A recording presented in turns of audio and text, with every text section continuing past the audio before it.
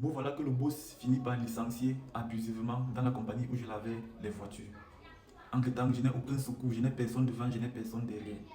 La famille compte sur moi. C'est moi qui payais les études de mon petit frère depuis qu'il faisait la classe de seconde. Donc en seconde, j'ai payé ses études. En première, j'ai payé ses études. En terminale, j'ai payé ses études. Et l'année là, il faisait le bac anglophone. Par la grâce de Dieu, il avait réussi à son examen grâce à moi. Bon voilà, j'ai resté comme ça. Je n'ai plus les entrées d'argent, je n'ai plus rien.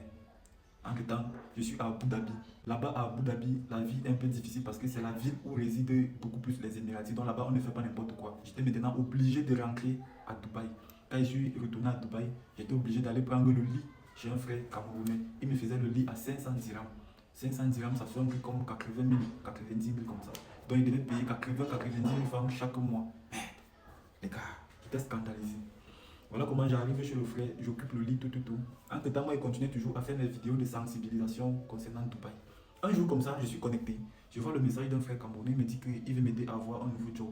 Il me pose la question à savoir si j'ai une expérience dans le domaine de la menuiserie. Je lui dis que moi, je ne connais rien dans la menuiserie. Mais si on m'apprend, je vais assimiler très rapidement. Il me dit ok. Il me met en contact avec les responsables de la compagnie.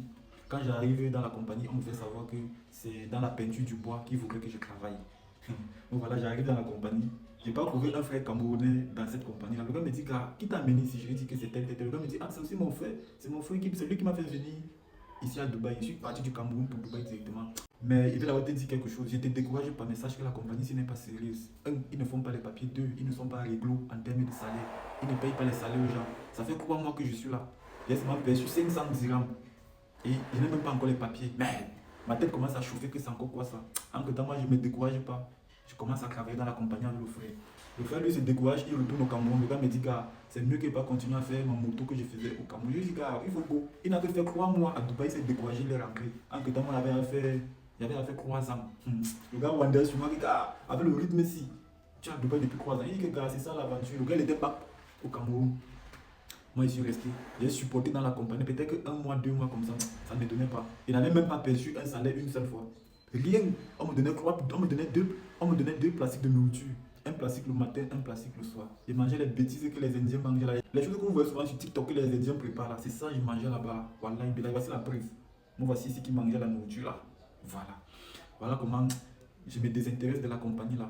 Jusqu'à ce qu'un autre frère camerounais m'écrive. Le gars me dit, ma compagnie a besoin d'un cleaner ici là. Je lui dis que cleaner dans quoi? Il me dit, ici on lave les mamies. Il me demande on paye combien? Le gars me dit 1200. Mais on donne la nourriture gratuitement. Il y a l'accommodation gratuite. Il y a rien. Quand j'ai vu ça, j'ai vu l'endroit où j'étais. J'ai dit que c'est mieux que je parte d'abord rejoindre le frère camerounais là. Voilà donc comment je me retrouve dans la nouvelle compagnie dans laquelle je pars laver les mamies. Je vais développer dans la prochaine vidéo. Restez scotchés les gars. Et pour ceux-là qui n'ont pas écouté la partie 1, partie 2, partie 3, allez écouter pour comprendre de fond en comble mon histoire. On est ensemble.